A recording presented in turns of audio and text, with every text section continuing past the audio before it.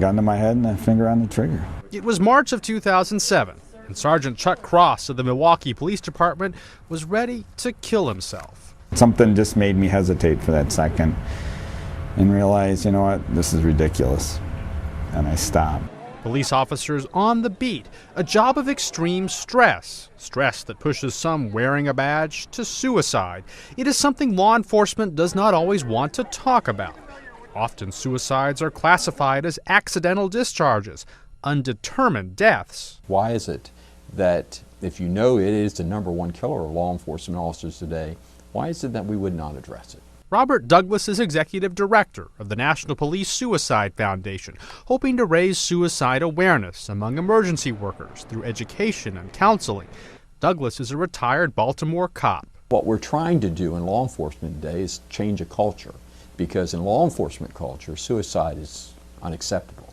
This is a culture where officer suicides can bring liability issues, leave families with nothing, and shatter an image. Our job is all about keeping everything inside and, you know, tucking it away and going on with your other life. And then when you come, like I say, you know, it's almost like, you know, you wear a Superman's cape, you know, where the world can't affect you. There is no running tally of how many officers have killed themselves or tried to. The National Police Suicide Foundation says since 2004, it's verified more than 1,700 around the country. But some in law enforcement are not ready to call officer suicides an epidemic. We are denigrating the resiliency factor of our personnel, and we need not to do that. Dr. Honing is chief psychologist for the LA County Sheriff's Department. She says suicide numbers can be misleading depending on who is counted and who is not. At the Milwaukee Police Department,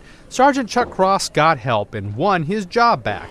After 6 suicides in 3 years, his department started suicide awareness training. I don't think anyone knows how to handle it, or what do we do with somebody like that, you know? I mean, just because you're depressed doesn't mean you're not a valuable employee. Protecting those wearing the badge who protect everyone else. Lee Powell, The Associated Press.